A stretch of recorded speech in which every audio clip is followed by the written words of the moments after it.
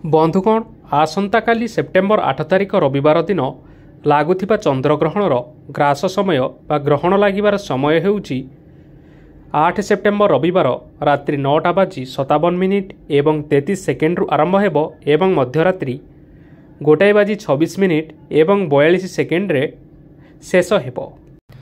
ଏହି ଚନ୍ଦ୍ରଗ୍ରହଣ ଚଳିତ ବର୍ଷର ଦ୍ୱିତୀୟ ଚନ୍ଦ୍ରଗ୍ରହଣ ଭାବରେ ସୌରମଣ୍ଡଳରେ ସଂଗଠିତ ହେବ। ଏହି ଗ୍ରହଣ ଭାଦ୍ରବ ମାସ ପୂର୍ଣ୍ଣିମା ତଥା ଇନ୍ଦ୍ର ପୂର୍ଣ୍ଣିମା ତିଥିରେ ଲାଗୁଥିବାରୁ ଏହି ଗ୍ରହଣ କୁମ୍ଭ ରାଶିରେ ସଂଗଠିତ ହେବ, ଯାହାଦ୍ୱାରା କୁମ୍ଭ ରାଶିର ବ୍ୟକ୍ତିବିଶେଷମାନଙ୍କ ଉପରେ ଏହି ଗ୍ରହଣର ପ୍ରଭାବ ଅଧିକ ରହିବ।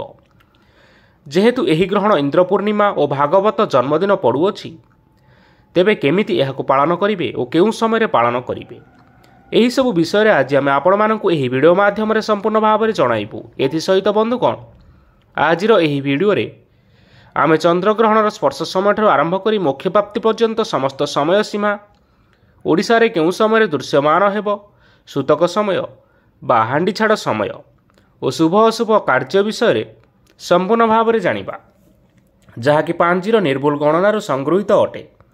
ଭିଡ଼ିଓର ଶେଷରେ ରହିଅଛି ଚନ୍ଦ୍ରଗ୍ରହଣ ସମୟରେ କ'ଣ କରିବେ ଓ କ'ଣ କରିବେ ନାହିଁ, ଗର୍ଭବତୀ ମହିଳାମାନଙ୍କ ପାଇଁ କ'ଣ ରହିଛି ଏବଂ କେଉଁ ରାଶିର ବ୍ୟକ୍ତିମାନଙ୍କ ଉପରେ ଶୁଭ ଓ କେଉଁ ରାଶିର ବ୍ୟକ୍ତିବିଶେଷମାନଙ୍କ ଉପରେ ଅଶୁଭ ପ୍ରଭାବ ପଡ଼ିବ। ତେବେ ଆସନ୍ତୁ ଜାଣିବା। ତାହା ପୂର୍ବରୁ ଆପଣମାନଙ୍କୁ ଅନୁରୋଧ, ଯଦି ଆପଣମାନେ ଏପର୍ଯ୍ୟନ୍ତ ଏହି ଭିଡ଼ିଓକୁ ଲାଇକ୍ କରିନାହାନ୍ତି ତାହେଲେ ବର୍ତ୍ତମାନ ହିଁ ଲାଇକ୍ କରିନିଅନ୍ତୁ ଏବଂ ଏଥିସହିତ ଆମ ଚ୍ୟାନେଲକୁ ମଧ୍ୟ ବର୍ତ୍ତମାନ ହିଁ ସବସ୍କ୍ରାଇବ୍ କରିନିଅନ୍ତୁ। ତେବେ ଆସନ୍ତୁ ଜାଣିବା। ବନ୍ଧୁଗଣ, ଚନ୍ଦ୍ରଗ୍ରହଣ ହେଉ ବା ସୂର୍ଯ୍ୟପରାଗ, ଏହି ମହାଜାଗତିକ ଦୃଶ୍ୟ ସୂର୍ଯ୍ୟ, ଚନ୍ଦ୍ର ଏବଂ ପୃଥିବୀର ବିଶେଷ ଅବସ୍ଥାନକୁ ନେଇ ଘଟିଥାଏ। ପ୍ରତ୍ୟେକ ଦିନ ଗ୍ରହ ଓ ନକ୍ଷତ୍ରମାନଙ୍କର ଅବସ୍ଥାନରେ ପରିବର୍ତ୍ତନ କାରଣରୁ ପ୍ରତ୍ୟେକ ଦିନର ତିଥି ଓ ନକ୍ଷତ୍ର ଅଲଗା ଅଲଗା ହୋଇଥାଏ। ସୂର୍ଯ୍ୟଙ୍କର ଚାରିପଟେ ପୃଥିବୀ ଏବଂ ପୃଥିବୀର ଚାରିପଟେ ଚନ୍ଦ୍ର ସବୁବେଳେ ପରିକ୍ରମା କରିଥାନ୍ତି। ଯେତେବେଳେ ସୂର୍ଯ୍ୟ, ପୃଥିବୀ ଓ ଚନ୍ଦ୍ର ଗୋଟିଏ ସରଳ ରେଖାରେ ରହିଥାନ୍ତି, ସେତେବେଳେ ପୃଥିବୀ ପୃଷ୍ଠରେ ଚନ୍ଦ୍ରଗ୍ରହଣ ଲାଗିଥାଏ। ସାଧାରଣତଃ ଗ୍ରହଣ ଲାଗିବାର 9 ଘଣ୍ଟା ବା 3 ପ୍ରହର ପୂର୍ବରୁ ଏବଂ ପରାଗ ଲାଗିବାର 12 ଘଣ୍ଟା ବା 4 ପ୍ରହର ପୂର୍ବରୁ ପାକ ନିଷେଧ ବା ହାଣ୍ଡିଛାଡ଼ କରାଯାଇଥାଏ। ଏହି ସମୟକୁ ଆମେ ସୂତକ ସମୟ ମଧ୍ୟ କହିଥାଉ। ଏହି ଗ୍ରହଣ ଲାଗୁଥିବା ସମୟରେ ଖାଦ୍ୟ ଗ୍ରହଣ କରିବାକୁ ବାରଣ କରାଯାଇଛି, କାରଣ ଗ୍ରହଣ ଲାଗିବା ସମୟରେ ପେଟରେ କିଛି ଖାଦ୍ୟ ପଦାର୍ଥ ନ ରହିବା ହିଁ ଭଲ। ତେଣୁ ସାଧାରଣତଃ ଚନ୍ଦ୍ରଗ୍ରହଣ ଲାଗିବା ସମୟରେ ଖାଦ୍ୟ ଗ୍ରହଣ କରାଯାଇନଥାଏ। ଏଥିସହିତ ଚନ୍ଦ୍ରଗ୍ରହଣ ଲାଗିବାର 9 ଘଣ୍ଟା ପୂର୍ବରୁ ହାଣ୍ଡିଛାଡ଼ କରାଯାଇଥାଏ। ତେବେ ଏହି ଚନ୍ଦ୍ରଗ୍ରହଣର ସୂତକ ସମୟ ବା ପାକ ନିଷେଧର ସମୟ ହେଉଛି 7 ସେପ୍ଟେମ୍ବର 2025 ରବିବାର ଦିନ 12:57 ଏବଂ 33 ସେକେଣ୍ଡରୁ ଆରମ୍ଭ ହେବ ଓ ମଧ୍ୟରାତ୍ରି 1:26 ଏବଂ 42 ସେକେଣ୍ଡ ପର୍ଯ୍ୟନ୍ତ ରହିବ। ଯେହେତୁ ସୂତକକାଳ ମଧ୍ୟରାତ୍ରିରେ ସମାପ୍ତ ହେଉଛି, ତେଣୁ ଏହା ସୋମବାର 8 ତାରିଖ ସୂର୍ଯ୍ୟୋଦୟ ଅର୍ଥାତ୍ ବ୍ରହ୍ମ ମୁହୂର୍ତ୍ତ ପର୍ଯ୍ୟନ୍ତ ମାନ୍ୟ ହେବ।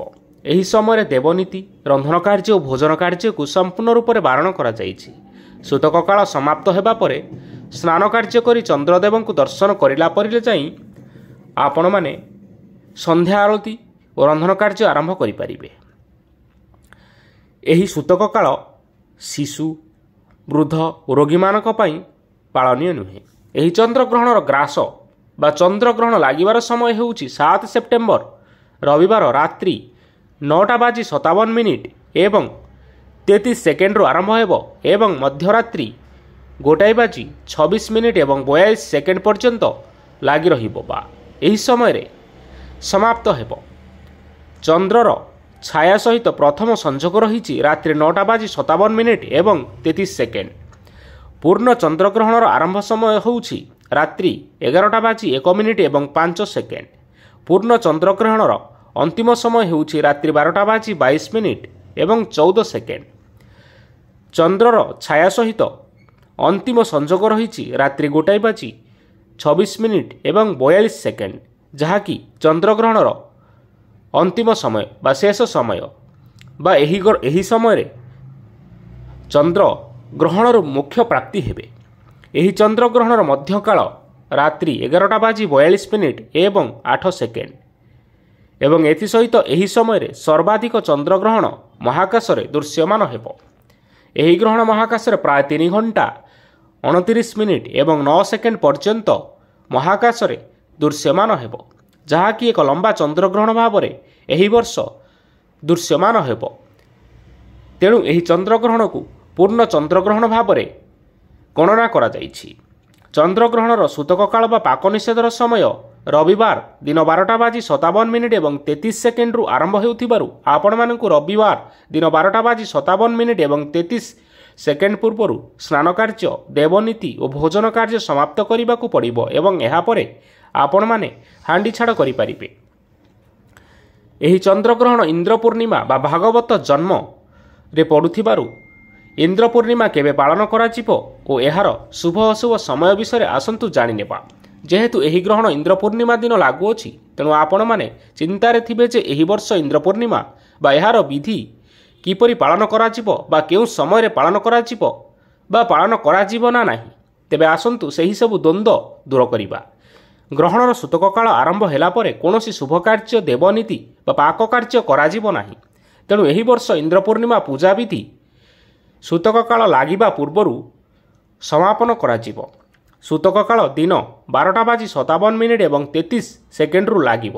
ତେଣୁ ଆପଣମାନେ ଇନ୍ଦ୍ର ପୂର୍ଣ୍ଣିମା ପୂଜା ବା ଯେକୌଣସି ବିଧି ରହିଛି ତାହା ଏହି ସମୟ ପୂର୍ବରୁ ଆପଣମାନେ ହିଁ କରିପାରିବେ।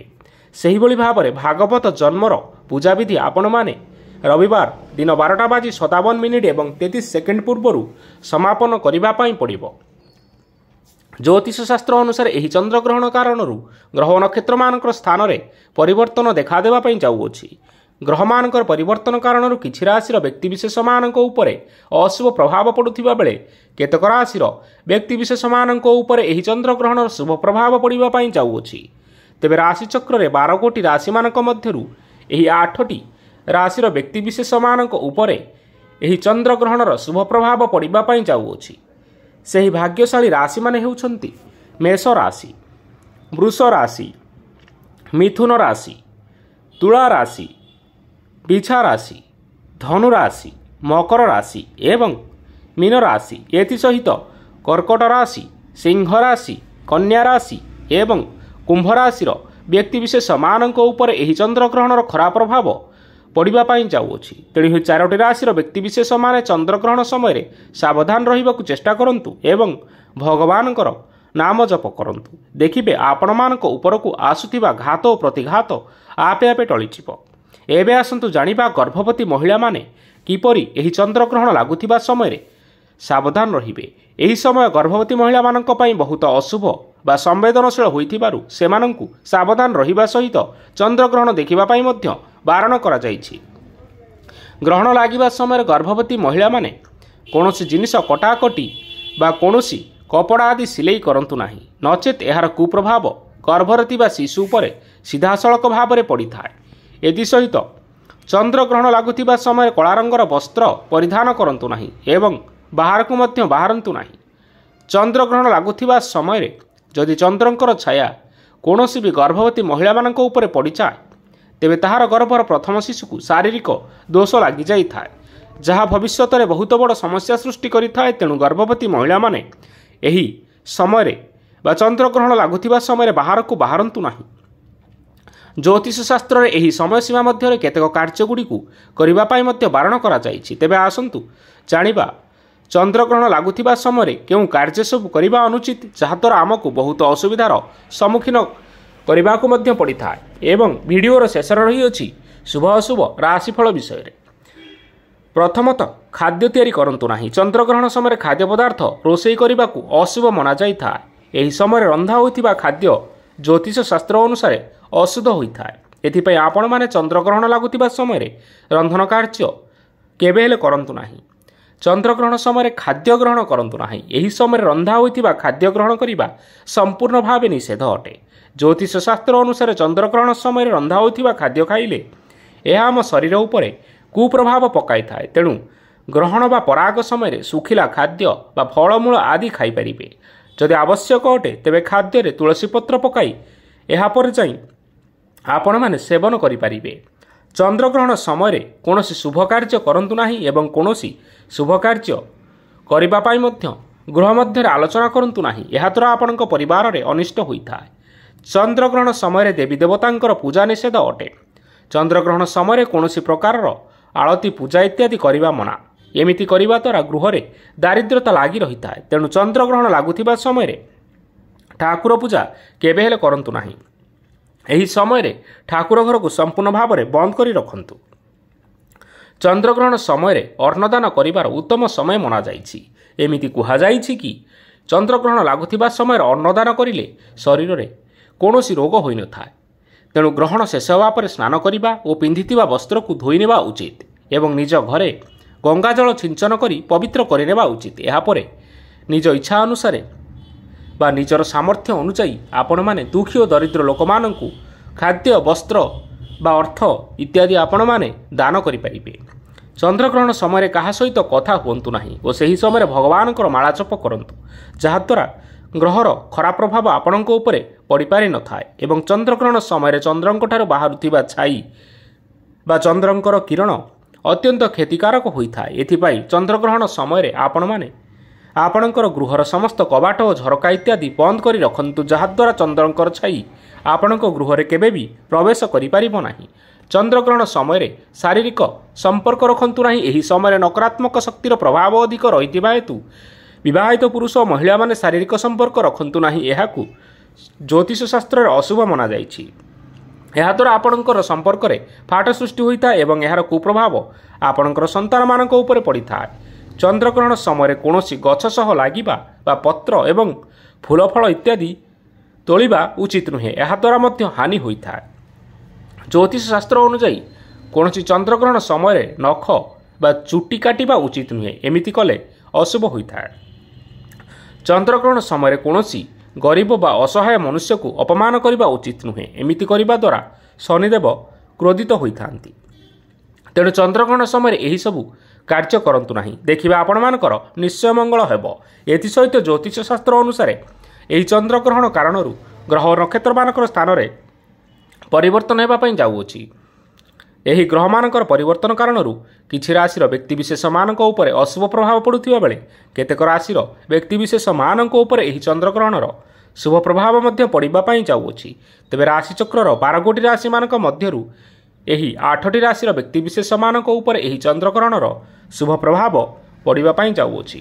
ତେବେ ସେହିସବୁ ଭାଗ୍ୟଶାଳୀ ରାଶିମାନେ ହେଉଛନ୍ତି ମେଷ ରାଶି, ବୃଷ ରାଶି, ମିଥୁନ ରାଶି, ତୁଳା ରାଶି, ବିଛା ରାଶି, ଧନୁ ରାଶି, ମକର ରାଶି ଏବଂ ମୀନ ରାଶି। ଏଥିସହିତ କର୍କଟ ରାଶି, ସିଂହ ରାଶି, କନ୍ୟା ରାଶି ଓ କୁମ୍ଭ ରାଶିର ବ୍ୟକ୍ତିବିଶେଷମାନଙ୍କ ଉପରେ ଏହି ଚନ୍ଦ୍ରଗ୍ରହଣର ଅଶୁଭ ତଥା ଖରାପ ପ୍ରଭାବ ପଡ଼ିବା ପାଇଁ ଯାଉଅଛି। ତେଣୁ ଏହି 4ଟି ରାଶିର ବ୍ୟକ୍ତିବିଶେଷମାନେ ଚନ୍ଦ୍ରଗ୍ରହଣ ସମୟରେ ସାବଧାନ ରହିବାକୁ ଚେଷ୍ଟା କରନ୍ତୁ ଏବଂ ଭଗବାନଙ୍କର ନାମ ଜପ କରନ୍ତୁ। ଦେଖିବେ ଆପଣମାନଙ୍କ ଉପରକୁ ଆସୁଥିବା ଘାତ ଓ ପ୍ରତିଘାତ ଆପେ ଆପେ ଟଳିଯିବ। ତେବେ ବନ୍ଧୁଗଣ, ଏହା ଥିଲା ଏହି ବର୍ଷ ବା ବର୍ଷ 2025ର ଅନ୍ତିମ ଚନ୍ଦ୍ରଗ୍ରହଣର ସମ୍ପୂର୍ଣ୍ଣ ବିବରଣୀ ତଥା ସୂତକ କାଳ ଆରମ୍ଭ ସମୟଠାରୁ ଚନ୍ଦ୍ରଗ୍ରହଣର ସମସ୍ତ ସମୟସୀମା ମଧ୍ୟରେ ଆପଣମାନେ କିପରି ସାବଧାନ ରହିବେ ଏହିସବୁ ବିଷୟରେ ଆପଣମାନେ ଏହି ଭିଡ଼ିଓ ମାଧ୍ୟମରେ ଜାଣିବାକୁ ପାଇପାରିଲେ। ତେବେ ଆଶା କରୁଛୁ ଆପଣମାନଙ୍କୁ ଏହି ଭିଡ଼ିଓଟି ନିଶ୍ଚୟ ପସନ୍ଦ ଆସିଥିବ। ପସନ୍ଦ ଆସିଥିଲେ ଏହି ଭିଡ଼ିଓକୁ ଲାଇକ୍ କରିବା ସହିତ ଆପଣମାନଙ୍କର ପ୍ରିୟଜନମାନଙ୍କ ସହିତ ସେୟାର କରିନିଅନ୍ତୁ। ଧନ୍ୟବାଦ।